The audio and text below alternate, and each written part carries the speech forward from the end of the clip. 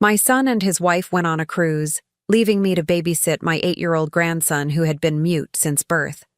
As soon as the door clicked shut, he stopped rocking, looked me dead in the eye, and whispered in a perfect voice. "Grandma, don't drink the tea Mom made for you," she plotted. My blood ran cold. "I'm glad to have you here. Follow my story until the end and comment the city you're watching from, so I can see how far my story has reached." I never imagined that watching my 8-year-old grandson could turn my world upside down. At 66, I thought I'd experienced every surprise life could throw at me. I was wrong. The morning Dean and Nyla left for their 7-day cruise, I felt that familiar mix of joy and exhaustion that comes with caring for Damien. My grandson had been diagnosed as nonverbal since birth, and while I loved him deeply, our time together was always filled with silent gestures, patient waiting, and the constant ache of wondering what thoughts lived behind his bright brown eyes. "Mom, you're sure you can handle him for a week?" Dean asked for the 3rd time as he loaded their suitcases into the car. His voice carried that tone I'd grown to recognize over the years, love mixed with obligation, as if caring for his own mother was just another burden on his already full plate. "I've been caring for children since before you were born," I reminded him, adjusting my cardigan against the cool October morning. "Damien and I will be just fine." Nyla emerged from the house, her platinum blonde hair perfectly styled despite the early hour. She carried herself with that particular brand of confidence that comes from never having to doubt your place in the world. At 34, she had the kind of beauty that turned heads and the kind of ambition that never seemed satisfied with what she had. "Lucinda, I've prepared some special tea for you," she said, her voice honeyed with false concern. "The chamomile blend you love so much. I made enough to last the whole week. Just add hot water to the packets I left on the counter." I nodded gratefully, though something in her smile didn't quite reach her eyes. "That's very thoughtful, dear. And remember," she continued, placing a manicured hand on my shoulder, "Damien's bedtime is exactly at 8 o'clock. He gets very agitated if his routine is disrupted. The pediatrician said consistency is crucial for children with his condition." Damien stood beside me, his small hand clasped in mine. He wore his favorite dinosaur shirt and carried the worn stuffed elephant he'd had since he was 2. To anyone watching, he appeared to be the picture of a special needs child, quiet, withdrawn, dependent on the adults around him for guidance and care. "We'll stick to his routine," I assured them, though privately I wondered how much of Damien's supposed need for rigid structure was real, and how much was just another way for Nyla to maintain control, even from a distance. After more hugs and repeated instructions, Dean and Nyla finally drove away, their luxury sedan disappearing around the corner toward the highway that would take them to the port. I stood on the front porch, waving until they were out of sight, Damien's hand still secure in mine. "Well, sweetheart," I said to him as we turned to go back inside, "it's just you and me for the next 7 days." He looked up at me with those intelligent eyes, and for a moment, I could have sworn I saw something flicker there, a kind of awareness that seemed far beyond his supposed limitations. But then he was tugging me toward the house, eager to get to his toys, and I dismissed the feeling as wishful thinking. We spent the morning in the living room. I worked on my crossword puzzle while Damien arranged his action figures in elaborate patterns on the coffee table. The house felt different without Dean and Nyla's presence, quieter, but somehow more peaceful. The tension that usually hung in the air like invisible smoke had dissipated, leaving behind only the comfortable silence of 2 people who genuinely enjoyed each other's company. Around 11 o'clock, I decided to make myself some of the special tea Nyla had prepared. The packets were lined up neatly on the kitchen counter, each one labeled with careful handwriting. For Lucinda, chamomile comfort blend. I appreciated the gesture, though it struck me as unusually thoughtful for Nyla, who typically showed more interest in appearances than in genuine care. I filled the kettle with water and set it on the stove, then opened one of the packets. The dried flowers and herbs smelled lovely.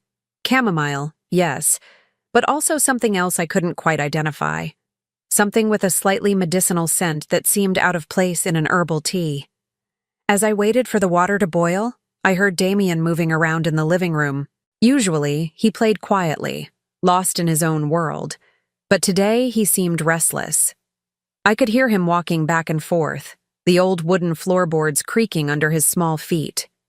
The kettle began to whistle, and I poured the hot water over the tea packet, watching the liquid slowly change color. It was darker than I expected for chamomile tea, with an almost amber hue that seemed more intense than anything I'd seen before. I was reaching for the honey when I heard it, a sound so unexpected, so impossible, that I nearly dropped the ceramic mug. "Grandma, don't drink that tea." The voice was small but clear, unmistakably real. I spun around to find Damien standing in the kitchen doorway, his brown eyes fixed on mine with an intensity that took my breath away. For 8 years, this child had never spoken a single word. For 8 years I'd wondered what his voice would sound like, what thoughts lived behind his silence. "Damien," I whispered, my heart pounding so hard I was sure he could hear it. Did you speak?" He stepped closer, his small hands clenched at his sides. "Grandma, please don't drink the tea. Mom put something in it. Something bad." The mug slipped from my nerveless fingers, crashing to the kitchen floor in an explosion of ceramic shards and steaming liquid. The sound seemed to echo in the sudden silence, but I barely noticed. My mind was reeling, trying to process what I'd just heard. "You can talk," I said, sinking into one of the kitchen chairs before my legs gave out entirely. "All this time, you could talk." Damien nodded solemnly, moving to stand beside my chair. "I'm sorry, Grandma. I wanted to tell you before, but I was scared.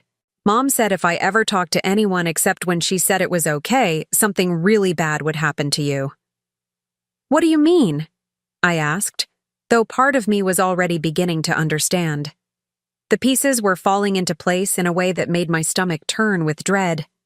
"She makes me pretend," he said quietly, his voice trembling. "When other people are around, especially doctors, I have to act like I can't understand things. But I hear everything, Grandma. I see everything." I reached out with shaking hands and pulled him close, feeling the warm weight of his small body against mine. 8 years of silence, of thinking my grandson lived in a world I couldn't reach. 8 years of watching Nyla play the role of devoted mother caring for a special needs child. 8 years of believing the medical reports, the therapy sessions, the endless consultations with specialists. "What did she put in my tea?" I managed to ask, though I wasn't sure I wanted to hear the answer.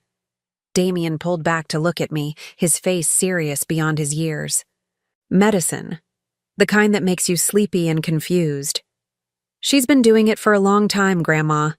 That's why you've been feeling so tired and forgetful lately." The room seemed to tilt around me as the full implication of his words sank in. Nyla had been drugging me. Slowly, systematically, deliberately. And she'd been using my own grandson as part of her deception, forcing him to maintain a lie that had shaped our entire family's understanding of who he was. "How long have you known?" I asked, my voice barely above a whisper. "A long time," he said. "I figured out how to read when I was 4, but I pretended I couldn't. I listen when Mom and Dad talk at night. They think I'm asleep, but I'm not."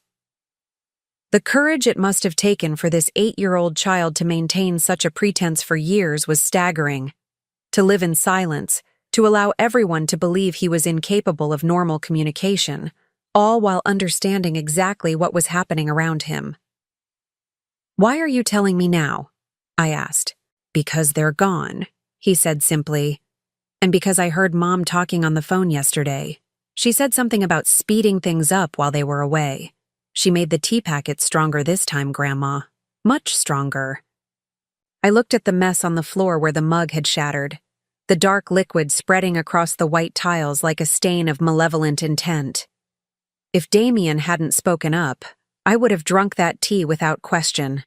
I would have trusted Nyla's false kindness, just as I'd been trusting it for months. We need to be very careful, I told him, my mind beginning to work through the implications. If your mother finds out that you told me. She won't, Damien said with a confidence that surprised me. I know how to pretend. I've been doing it my whole life. But now we can work together, Grandma. We can stop her. The determination in his young voice was both heartbreaking and inspiring. This child had been protecting himself and trying to protect me in the only way he could. Now, finally, we had a chance to protect each other.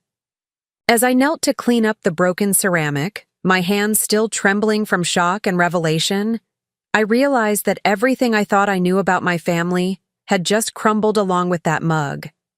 The next 7 days weren't going to be a simple week of babysitting my grandson. They were going to be a fight for both our futures. And for the first time in months, despite the fear and confusion swirling in my mind, I felt truly awake. The afternoon sun streamed through my kitchen windows as Damien and I sat at the small round table, sharing a lunch of grilled cheese sandwiches and tomato soup. It felt surreal. This ordinary moment made extraordinary by the fact that we were actually talking. For the first time in 8 years, I could hear my grandson's thoughts, his questions, his observations about the world around him. Tell me about the medicine, I said gently, cutting his sandwich into smaller pieces out of habit. How long has your mother been putting it in my tea? Damien chewed thoughtfully before answering. I think it started about 2 years ago.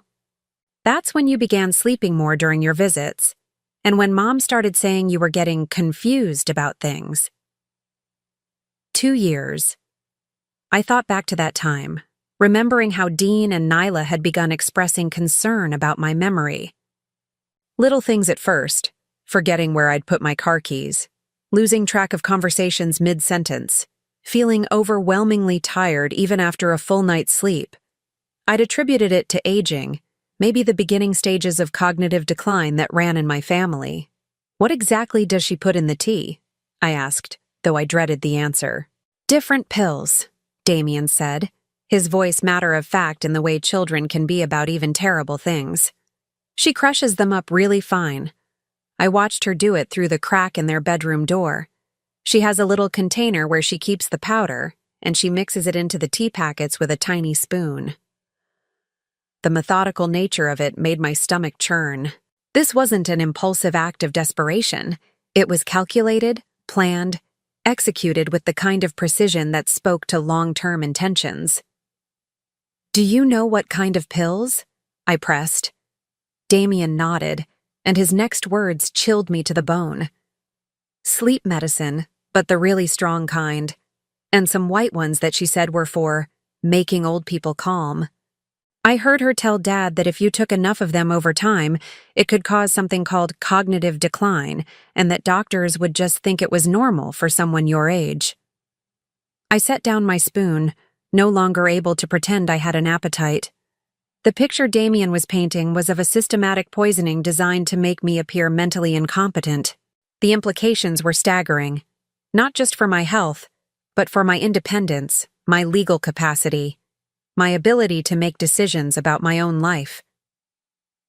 Your father, I said carefully. Does he know? Damien's face crumpled slightly, and I saw the pain of a child forced to confront ugly truths about the people who should protect him. At first, he didn't want to listen, but Mom kept talking about how much money it costs to take care of you as you get older, and how it would be better for everyone if you just went to sleep and didn't wake up. The words hit me like a physical blow. My own son, discussing my death as if it were a financial planning decision. Dad doesn't like it, Damien continued quickly, seeing my expression.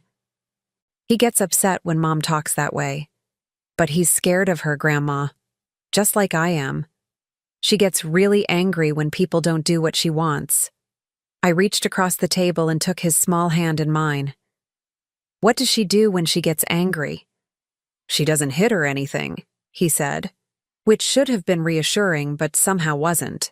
But she has ways of making people sorry they didn't listen. Like when I was 5 and I accidentally said mama in front of the doctor. She told me later that if I ever spoke again when I wasn't supposed to, She'd send me away to a special hospital where I'd never see you or Dad again. The threat was as cruel as it was effective. A 5-year-old child, just beginning to understand the world around him, silenced by the terror of losing everyone he loved. She said the doctors there would give me shots that would make me sleep all the time, and that no one would ever believe anything I said even if I tried to tell them what happened, he continued. She said some children go to places like that and their families forget about them completely. I had to blink back tears of rage and sorrow. The psychological manipulation of a small child, the weaponizing of his natural fears and dependencies. It was a level of cruelty that I was still struggling to fully comprehend. "But you're very smart," I said, squeezing his hand. "Smarter than she thinks you are." "I had to be," Damien said simply. "I started paying attention to everything after that. I learned to read by watching TV when no one was looking. I figured out how to understand what adults were really saying, not just the words they used in front of me." The resilience of this child amazed me. While other 8-year-olds were playing video games and complaining about homework, Damien had been conducting a covert survival operation, gathering intelligence that might someday save both our lives. "What else have you learned?" I asked. "Mom has been researching things on her computer," he said. "She doesn't know I can read, so sometimes she leaves it open when she goes to get coffee. I've seen pages about something called elder abuse and how hard it is to prove, and lots of stuff about natural causes and expected decline in elderly patients." Each revelation was another piece of a horrifying puzzle. Nyla wasn't just poisoning me impulsively. She was educating herself on how to do it effectively, how to avoid detection, how to make my eventual death appear natural and expected. "She also looks up information about kids like me," Damien continued. "Children with developmental disabilities and how they make unreliable witnesses if anything bad ever happened." The full scope of her planning was breathtaking in its malevolence. She wasn't just using Damien's forced silence to cover her tracks. She was researching how his supposed disability would protect her if he ever tried to expose her. "There's something else," Damien said, his voice dropping to almost a whisper. "She's been making the tea stronger each time. Yesterday, when she was packing the packets for this week, I heard her on the phone with someone. She said she was tired of waiting for nature to take its course and that it was time to move the timeline up." My blood ran cold. If Nyla was planning to accelerate whatever process she'd begun 2 years ago, then this week, while she and Dean were safely on a cruise ship with hundreds of witnesses to their whereabouts, might be intended as my last. "Who was she talking to on the phone?" I asked. "I don't know," Damien said. "But whoever it was, they were helping her plan. They talked about how much medicine would be enough and how to make sure there wouldn't be an investigation afterward." The scope of the conspiracy was expanding beyond just my daughter-in-law's greed. There was someone else involved, someone providing expertise or encouragement or both. "Damien," I said, choosing my words carefully, "do you understand what your mother is trying to do to me?" He nodded solemnly. "She wants you to die, Grandma. She thinks if you die, Dad will inherit your house and all your money, and then she'll be able to control it because Dad does whatever she tells him to." Out of the mouths of babes. This 8-year-old child had grasped the essential truth that I'd been too trusting, too loving to see clearly. Nyla viewed me not as a person, not as family, but as an obstacle standing between her and a $450,000 house plus my life savings. "But here's what she doesn't know," I said, feeling a spark of defiant determination ignite in my chest. "I'm not as easy to get rid of as she thinks. And now I have something she never counted on." "What's that?" Damien asked. "I have you," I told him, "and you're the smartest, bravest person I've ever met." A smile, the first genuine smile I'd seen from him in years, spread across his face. "What are we going to do?" I looked around my kitchen, this comfortable space that had always felt like the heart of my home. The afternoon light was beginning to fade, and soon it would be evening. Dean and Nyla were somewhere in the middle of the ocean, probably toasting their cleverness with champagne while they waited for news that their problem had solved itself. "We're going to be very careful," I said. "We're going to document everything. And we're going to make sure that when this week is over, your mother faces the consequences of what she's tried to do to both of us." "But how?" Damien asked. "Adults never believe kids, especially kids like me who aren't supposed to be able to talk." It was a valid concern. The very disability that Nyla had forced upon him would make his testimony suspect, but I had an advantage she didn't know about. "Leave that to me," I said. "Your job is to keep being exactly who you've been pretending to be when other people are around. Can you do that?" "I've been doing it for 8 years," he said with a confidence that broke my heart and filled me with pride simultaneously. As we finished our lunch, I began to formulate a plan. Nyla had made one critical mistake. She'd underestimated both her victims. She saw me as a confused old woman too addled to recognize what was happening to her. She saw Damien as a disabled child too limited to understand or communicate the truth. She was wrong on both counts. And by the time Dean and Nyla returned from their cruise, I intended to have enough evidence to ensure that my grandson and I would never have to fear her again. The real question was whether we could gather that evidence before the concentrated doses of whatever she'd put in this week's tea packets accomplished what 2 years of gradual poisoning had failed to do. Time was running out, but for the first time in months, I wasn't facing that deadline alone. The second day without Dean and Nyla brought a strange sense of clarity to my home. For the first time in 2 years, I wasn't fighting the fog that had become my constant companion. My mind felt sharp, alert in a way I'd almost forgotten was possible. The absence of Nyla's special tea was like emerging from underwater and finally being able to breathe. Damien and I had spent the evening before developing what we called our safety plan. During the day, when neighbors might see us through windows or visitors might stop by, he would return to his role as the silent, withdrawn child everyone expected. But in the privacy of my home, when we were certain we were alone, he could be himself. Brilliant, observant, and heartbreakingly mature for his 8 years.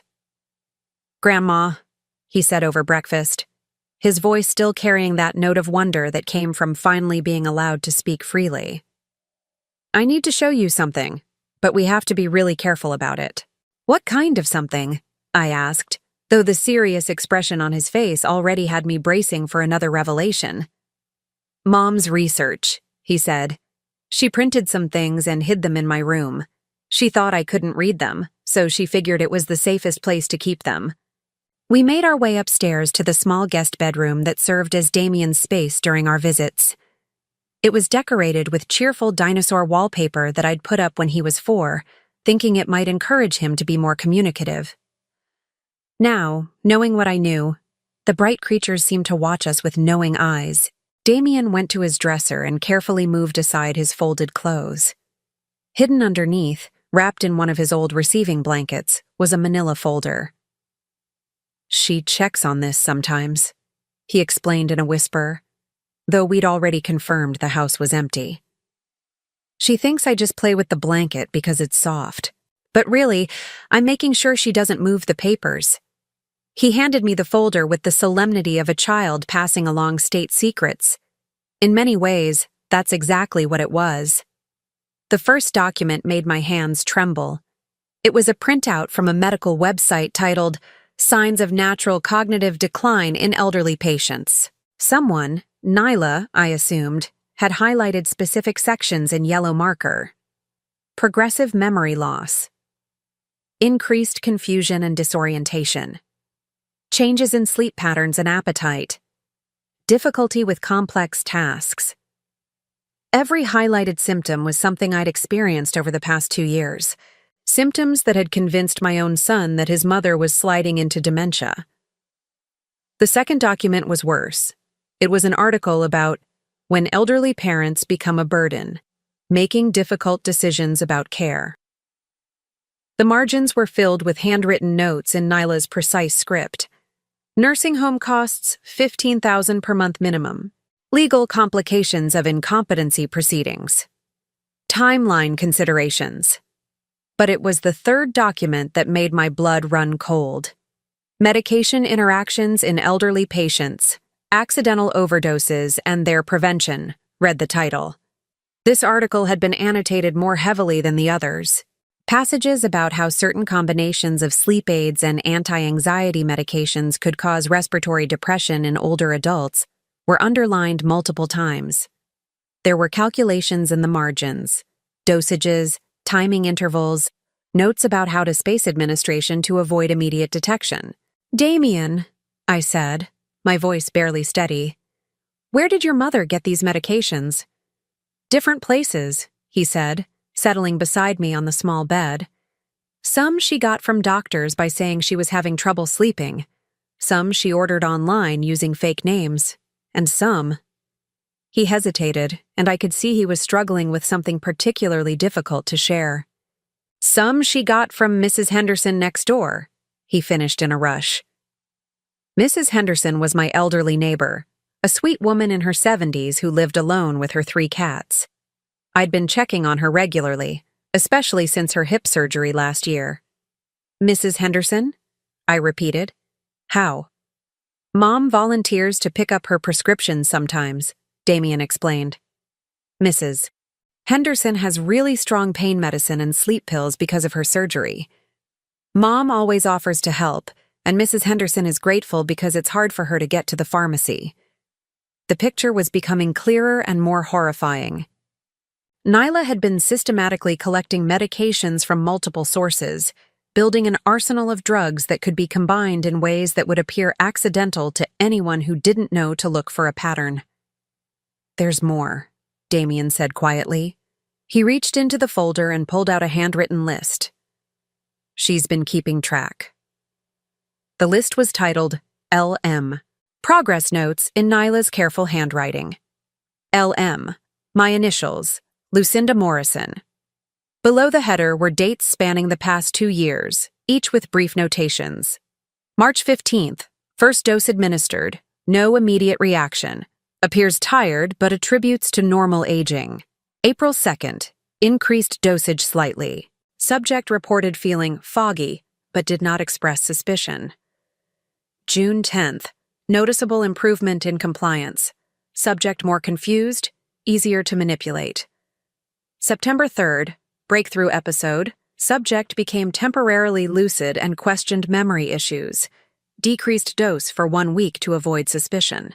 The clinical detachment of the language was almost worse than the content. Nyla had been treating my gradual poisoning like a scientific experiment, carefully documenting my decline with the same attention to detail she might give to a recipe or a budget. The most recent entries were the most chilling. October 1st, timeline acceleration necessary. Financial pressures increasing. Subject must be eliminated before next quarterly financial review.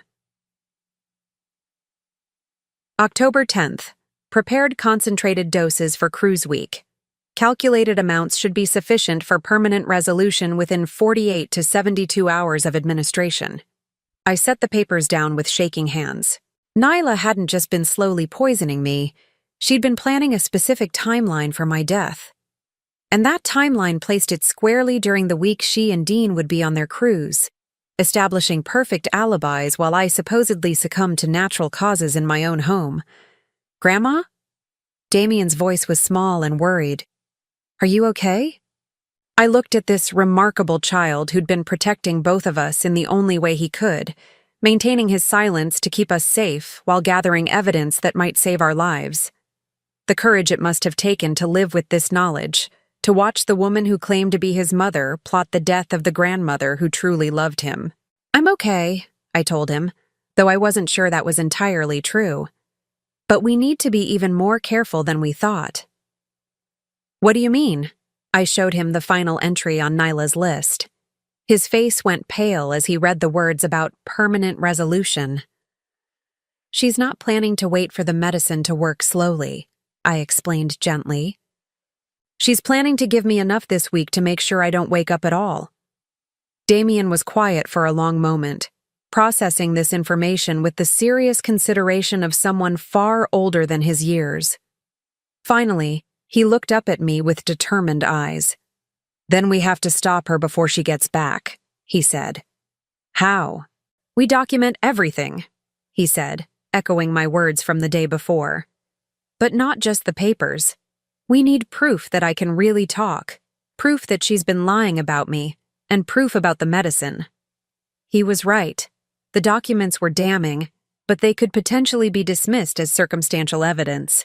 What we needed was irrefutable proof of Nyla's intentions and methods. I have an idea, I said slowly, a plan beginning to form in my mind. But it's going to require you to be very brave. I've been brave my whole life, Grandma, he said simply. I can keep being brave a little longer. That afternoon, while Damien napped, a real nap, not the drugged stupor that Nyla's medications would have induced, I made several important phone calls. First, I called my lawyer, Margaret Chen, who'd been handling my affairs for the past 15 years. Lucinda, Margaret's warm voice came through clearly. How wonderful to hear from you. How are you feeling? Dean mentioned you'd been having some memory issues. The fact that Dean had been discussing my supposed cognitive decline with my lawyer was another piece of the puzzle falling into place. Had he been laying groundwork for some kind of incompetency proceeding? Actually, Margaret, I'm feeling better than I have in months, I said carefully. But I need to ask you about something important. Hypothetically, if someone were systematically giving an elderly person medications without their knowledge, what kind of evidence would be needed to prove it? There was a pause on the other end of the line.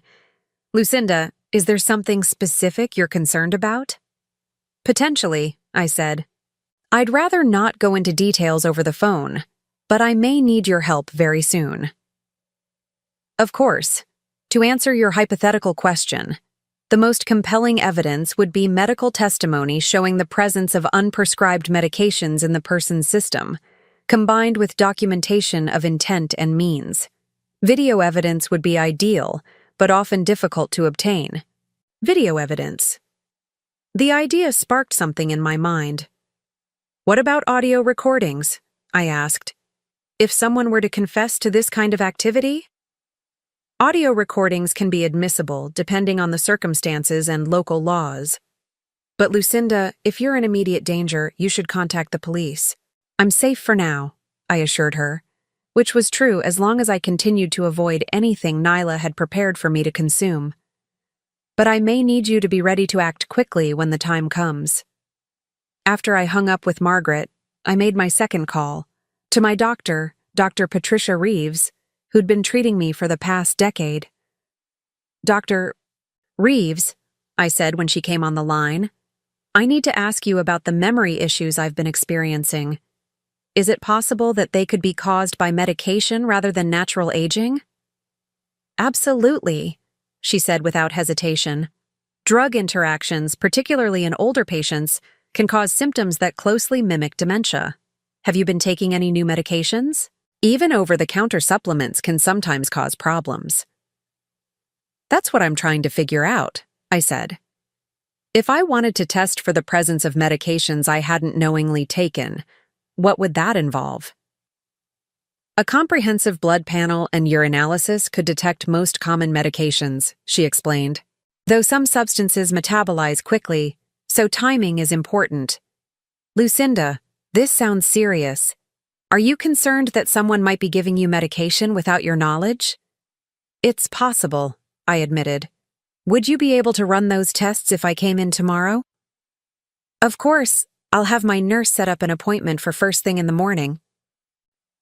As I hung up the phone, I felt the first stirring of hope I'd experienced in months. We had documentation of Nyla's plans. We would soon have medical evidence of her actions. And now, thanks to an idea that was still forming, we might be able to get the audio confession that would tie everything together. But first, we needed to set a trap. And for that trap to work, Nyla would have to believe that her plan was proceeding exactly as she'd intended. When Damien woke up from his nap, I explained what we were going to do. His eyes widened as he understood the implications, but he nodded with the same determined courage he'd shown throughout this ordeal. She's going to call tonight to check on things, he said. She always does on the second day. Perfect, I said, though the word felt strange considering what we were planning. When she calls, we're going to give her exactly what she expects to hear. As evening approached, I felt the weight of what we were attempting. We were about to enter the most dangerous phase of our plan, convincing Nyla that her scheme was working, while gathering evidence that would eventually destroy her. The phone rang at exactly 8 o'clock, just as Damien had predicted. As I reached for the receiver, I caught sight of my reflection in the hallway mirror. For the first time in 2 years, my eyes looked clear and focused. Nyla was about to discover that her victim was much more awake than she'd planned. "Hello, Lucinda?" Nyla's voice came through the phone with that perfectly modulated tone of concern she'd mastered over the years. "How are you and Damien getting along?" I had positioned myself at the kitchen table where I could see Damien in the living room. He was playing quietly with his action figures, but I knew he was listening to every word. We'd rehearsed this conversation, and now it was time for both of us to give the performance of our lives. "Oh, hello, dear," I said, deliberately letting my voice sound tired and slightly confused. We're doing fine, I think. Though I have to admit I've been feeling quite tired. More than usual." "Oh no," Nyla said, and I could hear the barely contained satisfaction beneath her false sympathy. "Have you been drinking the tea I prepared for you? It should help with that." Yes, I have," I lied smoothly. "It tastes a bit stronger than usual, but you always know what's best." There was a pause, and I could practically hear Nyla calculating in her head. If I'd been drinking the concentrated tea packets she'd prepared, I should be showing signs of serious impairment by now. "How has your appetite been?" she asked, and I recognized the question as a way of assessing whether the medications were affecting me as expected. "Not very good," I admitted, which was actually true. The stress of discovering the truth about her plans had definitely affected my eating. "I've been feeling rather nauseous, and sometimes confused about what time it is." "That's completely normal at your age, Lucinda," Nyla said, and I had to grip the phone tighter to keep from responding to the condescending tone. "Have you been taking your regular medications as well?" This was a trap. If I said yes, she'd know that the combination of her doctored tea and my legitimate prescriptions should be creating dangerous interactions. If I said no, she might become suspicious about why I wasn't following my normal routine. "I think so," I said, letting uncertainty creep into my voice.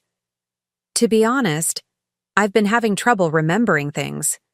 Yesterday I couldn't remember if I'd fed Damien lunch, and this morning I found my car keys in the refrigerator." The car keys detail was fabricated, but it was exactly the kind of confusion that would indicate the medications were affecting my cognitive function in the way she intended. "Oh my," Nyla said, and now the satisfaction in her voice was unmistakable. "That does sound concerning. Maybe when we get back we should talk about getting you some additional help around the house." Additional help. Code for beginning the process of declaring me incompetent and taking control of my affairs. "How is Damien handling all this?" she continued. "Is he being difficult? Sometimes children can sense when adults are having problems, and it makes them act out." I looked at my grandson, who was listening intently while arranging his toys. The idea that this remarkable, intelligent child had been dismissed and silenced for years because of his supposed limitations filled me with renewed anger. "He's been very quiet," I said truthfully. "More withdrawn than usual. He seems to spend a lot of time just sitting and watching me." "That's probably for the best," Nyla said dismissively. "The less stimulation you have to deal with, the better. Just make sure he stays out of your way and doesn't cause any additional stress." The casual way she discussed her own son, as if he were nothing more than a potential inconvenience, was chilling. This woman had no real love for either of us. We were simply obstacles or tools to be managed in service of her larger goals. "Lucinda," she continued, her voice taking on what she probably thought was a caring tone. "I want you to promise me something. If you start feeling worse, if you have any dizzy spells or trouble breathing, don't try to drive anywhere. Just rest, okay? Sometimes the best thing for someone your age is just to lie down and let your body recover naturally. The implication was clear. She was expecting, hoping, that I would experience exactly those symptoms. And when I did, her advice was to isolate myself and avoid seeking help. "Of course, dear," I said. "You're so thoughtful to worry about me." "That's what family is for," she replied. And the hypocrisy of those words from someone who was actively plotting my death was almost overwhelming. After a few more minutes of false pleasantries and manufactured concern, Nyla ended the call. I sat in the kitchen for several minutes afterward, my hands still trembling with suppressed rage.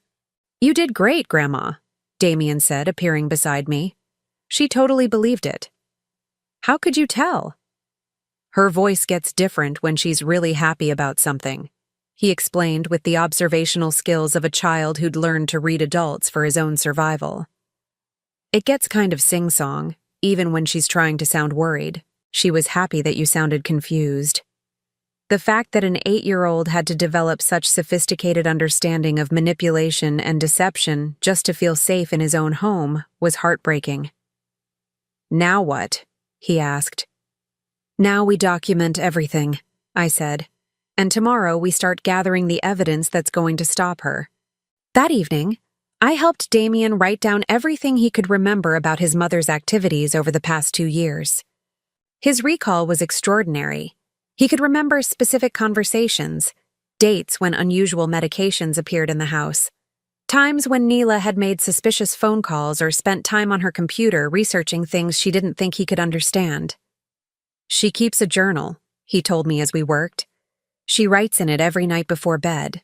She thinks I'm asleep, but I've seen her doing it." "What kind of journal?" "A little blue book that she keeps in her nightstand. She writes about money stuff mostly, but sometimes about you and Dad and me.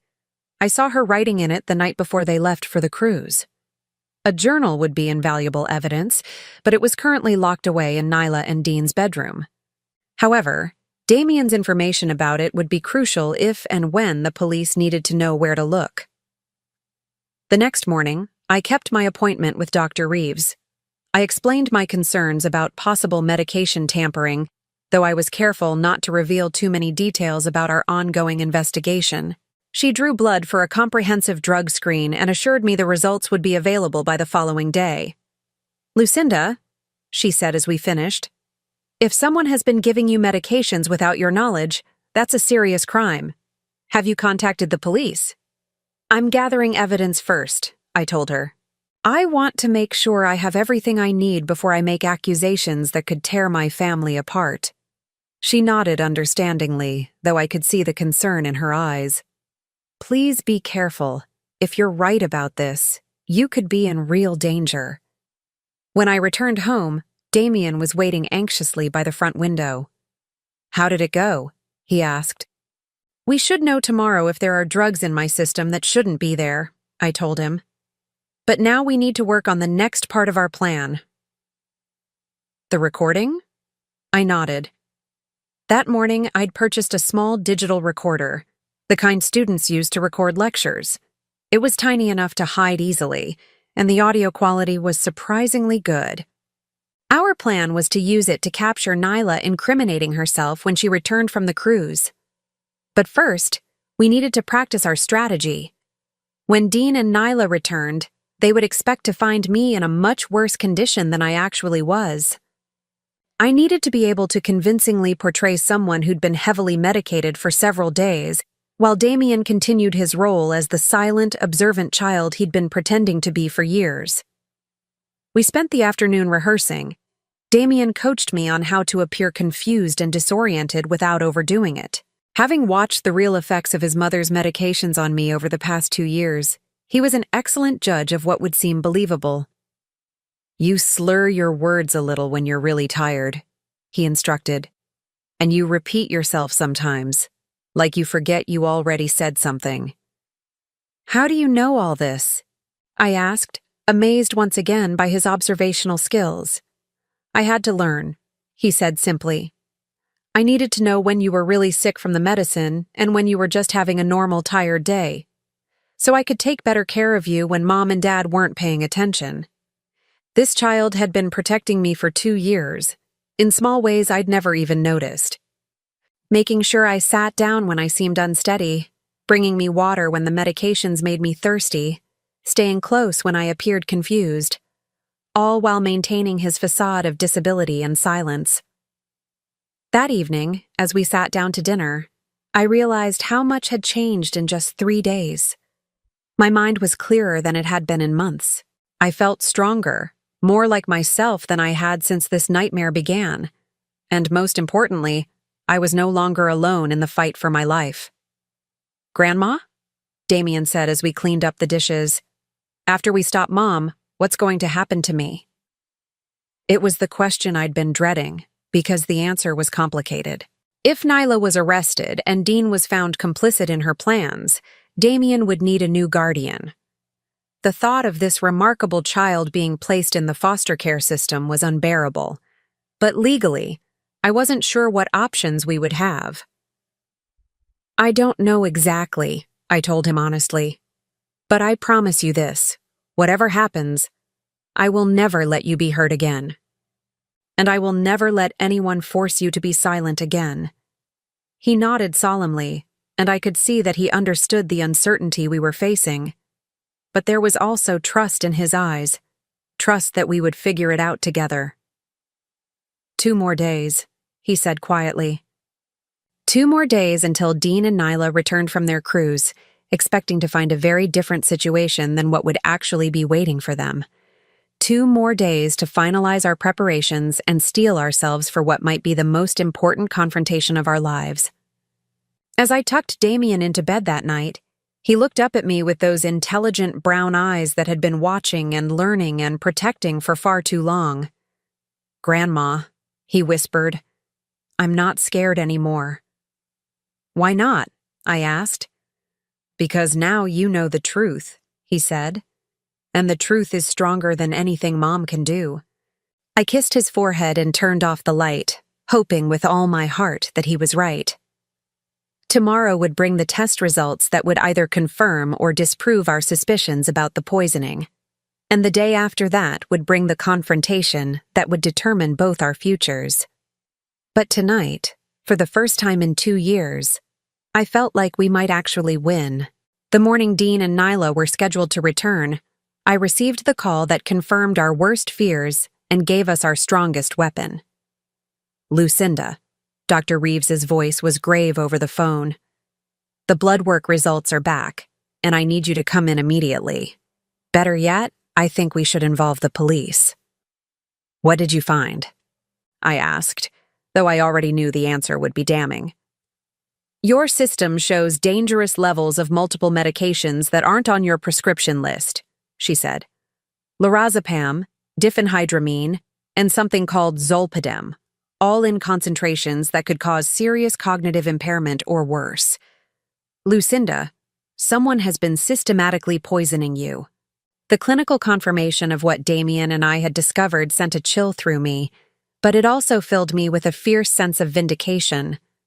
We weren't crazy. We weren't paranoid. We were victims of a calculated attempt at murder. "How long would it take for these medications to leave my system?" I asked. "Given the concentrations, you've been drug-free for approximately 72 to 96 hours, she calculated. "Which explains why you've been feeling clearer lately. Lucinda, these dosages, if someone had continued increasing them, the outcome could have been fatal." Fatal. The word hung in the air like a death sentence that had been narrowly avoided. After hanging up with Dr. Reeves, I found Damien in the living room, back in his silent role as he practiced for his parents' return. But his eyes met mine with an intelligence that no one else had bothered to notice for 8 years. "The doctor confirmed everything," I told him quietly. "The drugs, the danger, all of it." He nodded solemnly, then pointed to the small digital recorder we'd hidden behind the books on my shelf. Everything was ready for the confrontation that would determine both our futures. At exactly 2:30 in the afternoon, I heard the familiar sound of Dean's car pulling into the driveway. Through the window, I watched my son and daughter-in-law emerge from their vehicle, tanned and relaxed from their week of luxury, while they waited for news of my demise. Nyla moved with the confident stride of someone who believed her plan had succeeded. Dean looked tired, probably from the internal stress of what he'd agreed to participate in, but he was here nonetheless. I positioned myself in the living room armchair, slumping slightly and letting my hair appear more disheveled than usual. Damien sat on the floor near my feet, playing silently with his toys, but ready to spring into action when the moment came. The front door opened without a knock. Nyla had insisted on keeping a spare key for emergencies. "Lucinda?" Nyla's voice called out, pitched with false concern. "We're back. How are you feeling?" "I'm in here," I called back, making my voice sound weak and confused. They entered the living room, and I watched Nyla's face carefully as she took in my appearance. Satisfaction flickered in her eyes before she quickly masked it with worry. "Oh my goodness," she said, rushing toward me. "You look terrible. Have you been taking care of yourself?" I've been having trouble," I said, letting my words slur slightly. "Trouble remembering things. The tea helped, but I've been so tired." "I can see that," Nyla said, placing a cool hand on my forehead in a mockery of maternal care. "Dean, look at your mother. She's declined so much in just 1 week." Dean hung back near the doorway, his face pale and uncomfortable. "Mom, are you okay?" "She's been like this since we left," Nyla answered for me, which was exactly what I'd hoped she would do. "Getting worse every day. I think it might be time to seriously consider our conversation about alternative living arrangements." Alternative living arrangements. A nursing home, where I would be even more isolated and vulnerable to whatever final plans she had for me. "I don't understand what's happening to me," I said, reaching for the confusion and fear that had been all too real over the past 2 years. "Sometimes I can't remember if I've eaten or what day it is. Yesterday I woke up and didn't know where I was for several minutes. That's completely normal," Nyla said soothingly, and I could hear the barely contained excitement in her voice. "These things happen with age. The important thing is that you have family who cares about you." Family who cares. The woman who had been slowly poisoning me for 2 years was lecturing me about family care. "Nyla," I said, looking up at her with what I hoped appeared to be grateful trust. "I want to thank you for taking such good care of me, for making sure I have everything I need." "Of course," she said, preening slightly. "That's what daughters-in-law are for." "Especially the tea," I continued, watching her face carefully. "You always make sure I have the right tea to help with my problems." Something shifted in her expression, a sharpening of attention that told me she was calculating dosages and timelines in her head. "Have you been drinking all of it?" she asked. "The packets I prepared are stronger than usual. They should help with the sleep issues you've been having." "Oh yes," I assured her. "I've been very careful to drink it exactly as you instructed. Every morning and every evening, just like you said." The lie came easily now. I was fighting for both our lives, and there was no room for moral qualms about deception. "Good," Nyla said, and the satisfaction in her voice was unmistakable. "Consistency is so important with medical issues." Medical issues. She was still maintaining the fiction that she was helping rather than harming me. Dean finally approached, sitting heavily in the chair across from me. "Mom, have you talked to Dr. Reeves lately? Maybe we should schedule an appointment to discuss these memory problems." "Actually," Nyla interjected quickly, "I think Lucinda might be beyond what Dr. Reeves can help with at this point. We might need to consult with a specialist, someone who deals with more serious cognitive decline. A specialist who would be primed to see exactly what Nyla wanted them to see. An elderly woman whose mental faculties had deteriorated to the point where she needed intensive care." "I don't want to be a burden," I said, letting my voice break slightly. "If you think it would be better for me to go somewhere else." "Oh, Mom," Dean said, and I could hear genuine pain in his voice. Whatever role he'd played in this scheme, seeing me like this was clearly affecting him. You're not a burden. We just want what's best for you. What's best, Nyla agreed, is professional care from people who understand these conditions. This was the moment I'd been waiting for.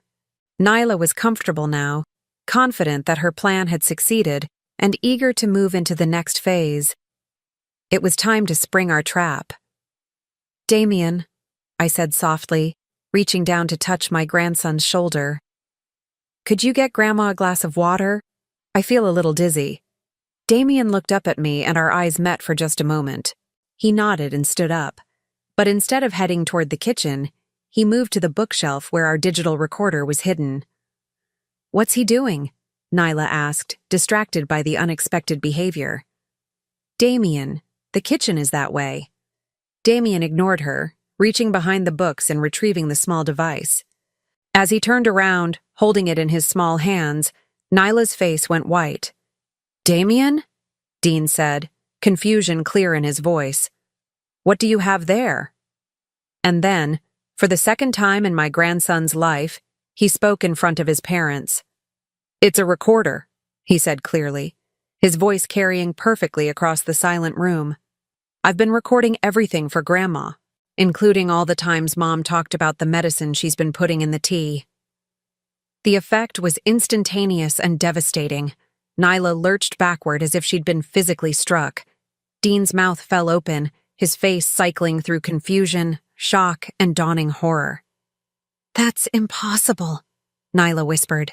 "He doesn't speak. He can't speak." "I can speak," Damien said, his voice growing stronger with each word.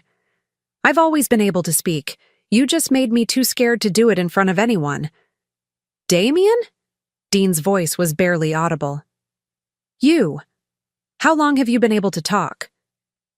"My whole life," Damien said, moving to stand beside my chair. "But Mom told me that if I ever spoke when I wasn't supposed to, she'd send me away and hurt Grandma. So I learned to stay quiet." The truth was pouring out now. 8 years of forced silence finally broken. And with each word, I watched Nyla's carefully constructed world crumbling around her. "This is impossible," she repeated, her voice rising. "He's developmentally disabled. The doctors confirmed it. The tests." "The tests you influenced," I said, my own voice suddenly clear and strong as I dropped the pretense of confusion. "Just like you influenced everything else." Nyla spun toward me, her face twisted with rage and panic. "You, how are you?" "How am I coherent?" I finished for her. "Probably because I haven't been drinking your special tea for the past 5 days." The admission hung in the air like a bomb. Dean was looking back and forth between us, his face pale with growing understanding. "What tea?" he asked weakly. "What are you talking about?" "The tea your wife has been using to slowly poison me for the past 2 years, I said, standing up with more strength than I'd felt in months. "The tea laced with medications designed to make me appear senile and confused. The tea that was supposed to kill me this week while you were safely on your cruise." "That's insane," Nyla said, but her voice lacked conviction. "You're having another episode, Lucinda. You're confused." "Am I?" I reached into my cardigan pocket and pulled out the folder of documents Damien had shown me. "Then explain these." I opened the folder and began reading from her own handwritten notes. October 10th, prepared concentrated doses for cruise week. Calculated amounts should be sufficient for permanent resolution within 48 to 72 hours of administration. The color drained from Nyla's face as she recognized her own words. Dean looked like he was going to be sick.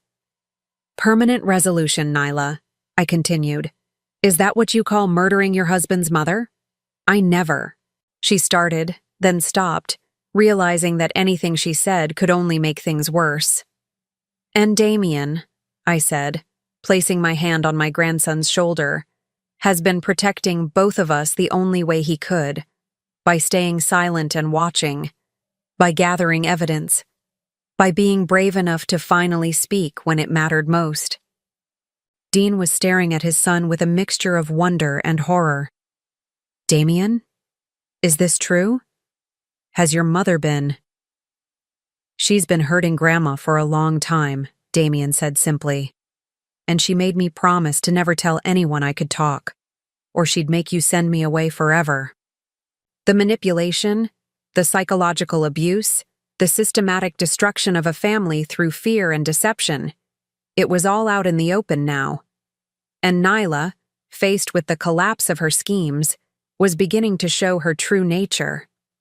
"You have no proof," she said, but her voice was shaking. "A confused old woman and a mentally disabled child? No one will believe you." "Actually," I said, reaching for my phone, "I think Dr. Reeves will be very interested in these blood test results showing dangerous levels of medications I never took. And Detective Morrison will be fascinated by your research notes about accidental overdoses in elderly patients." As I dialed the numbers I'd already programmed into my phone, Nyla made a last desperate play. She lunged toward Damien, probably hoping to intimidate him back into silence. She never reached him. 8 years of pent-up protective fury gave me strength I didn't know I possessed. I stepped between them, and for the first time in this entire nightmare, I let my anger show. "Don't you dare touch him," I said, my voice carrying an authority that stopped her cold. "You've terrorized this child long enough." The sirens were already audible in the distance. Justice was finally coming to my house. 9 months later, I stood in the kitchen of my home, watching Damien help me roll out dough for chocolate chip cookies.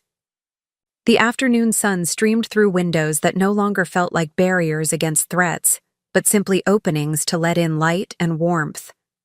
"Can I add the vanilla now, Grandma?" Damien asked, his voice carrying the natural curiosity and joy of a child who no longer had to hide his intelligence. "Of course, sweetheart," I said, marveling as I did every day at the simple pleasure of having real conversations with my grandson. The legal proceedings had been swift once the evidence was presented. Dr. Reeves's blood tests, combined with Nyla's own documented research and planning notes, had built an airtight case for attempted murder. The recording Damien and I had made during that final confrontation had captured Nyla essentially confessing to her crimes.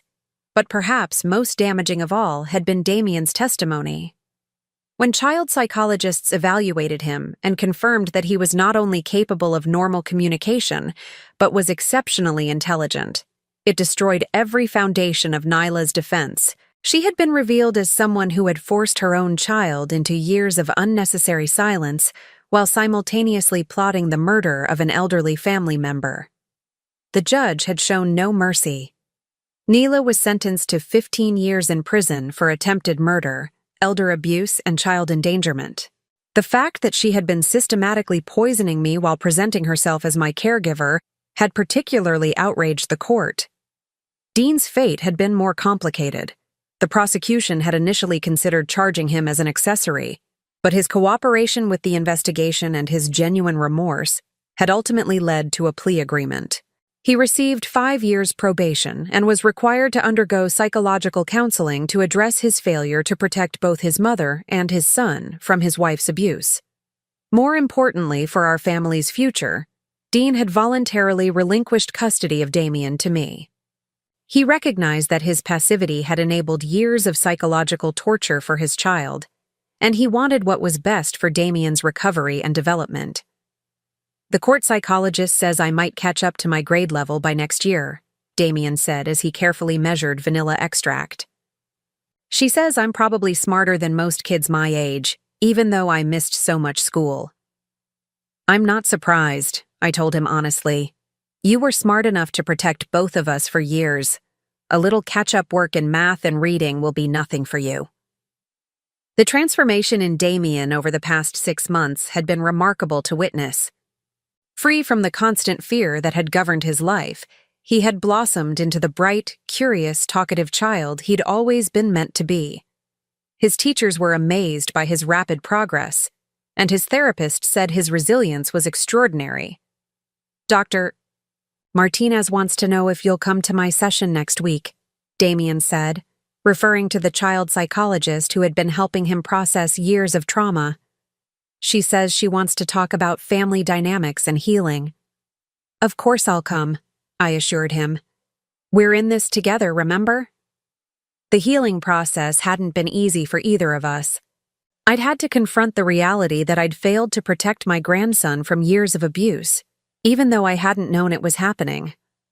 The guilt of that knowledge had been almost overwhelming, until Dr. Martinez helped me understand that Nyla had been victimizing both of us simultaneously. You were being systematically poisoned and psychologically manipulated, she'd explained during one of our joint sessions. You couldn't protect Damien because you were fighting for your own survival, often without even realizing it. What matters now is that you're both safe and working together to heal. The financial aftermath had been significant but manageable. My medical treatment to clear the remaining medications from my system had been extensive, and Damien needed ongoing therapy to address his trauma. But the life insurance policy Nyla had been so eager to claim was now funding our recovery instead. More importantly, we discovered that the house was truly ours.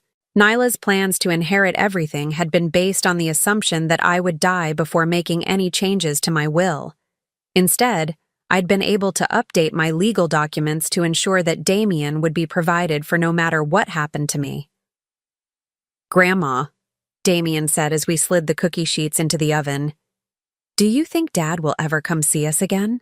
It was a question he asked periodically, and I always answered it honestly. Dean had visited twice since his sentencing, awkward encounters where he'd tried to rebuild some kind of relationship with his son. But the damage was profound, and healing would take time, if it was even possible. "I don't know," I told Damien. "Your father is dealing with his own guilt and shame about what happened. He knows he failed to protect you, and that's very hard for him to face." "I don't hate him," Damien said thoughtfully. "I just wish he'd been stronger." The wisdom in that statement never ceased to amaze me. This 9-year-old child, he'd had a birthday 2 months after the trial, had developed an understanding of human nature that most adults never achieved. "Strength comes in different forms," I said. "You showed tremendous strength by staying silent when you had to and speaking up when it mattered. Your father is learning a different kind of strength now, the strength to face the truth about his choices and try to become better." The timer rang for our cookies, and as we pulled them from the oven, I reflected on how much our lives had changed. The kitchen that had once been a place of deception and danger was now filled with laughter and genuine conversation. The house that had felt like a trap was now a sanctuary where Damien could be himself without fear. "Mrs. Patterson from next door wants to know if you're feeling better," Damien said, referring to our neighbor who had been one of the first to notice positive changes in our household. "She said you seem more like yourself lately." Mrs.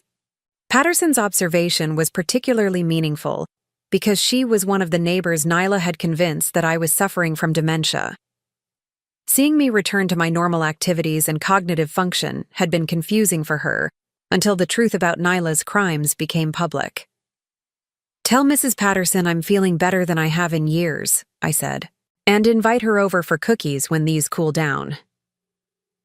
As we cleaned up our baking mess, I thought about the conversation I'd had with Margaret Chen, my lawyer, the week before. She'd called to inform me that Nyla's appeals had been denied and that her sentence would stand.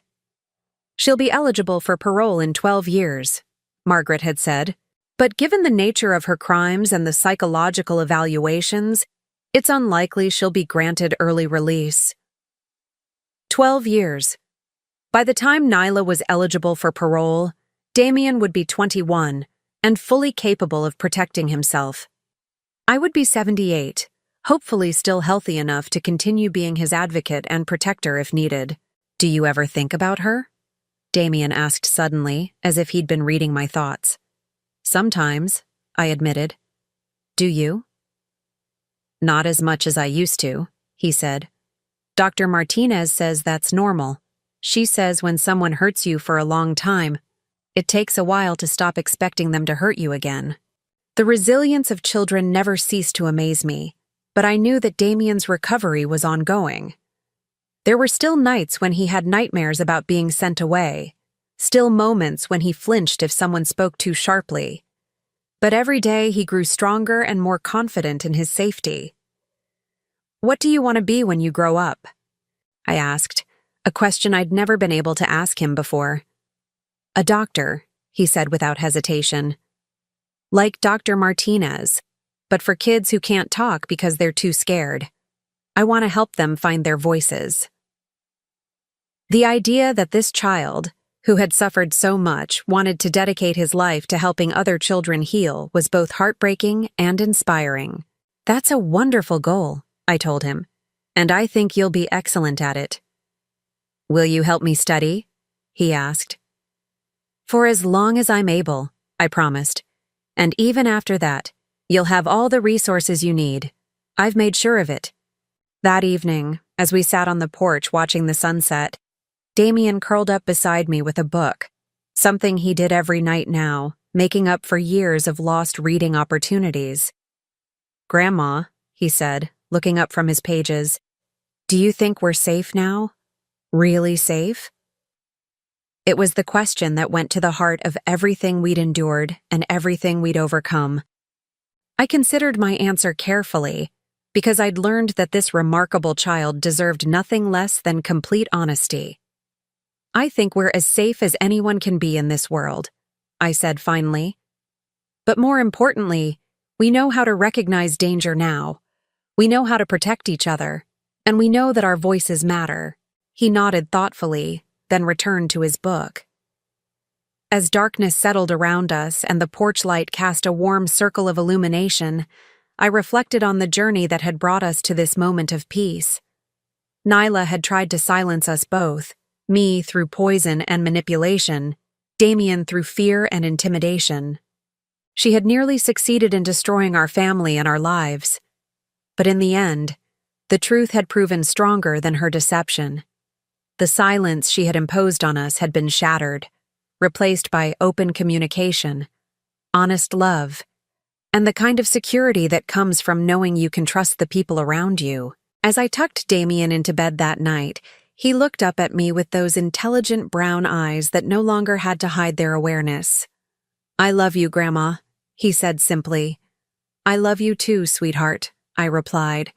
"Sweet dreams. No more nightmares," he said confidently. "Dr. Martinez says nightmares go away when you feel really safe." Now I'm curious about you who listened to my story. What would you do if you were in my place? Have you ever been through something similar? Comment below, and meanwhile, I'm leaving on the final screen 2 other stories that are channel favorites, and they will definitely surprise you. Thank you for watching until here.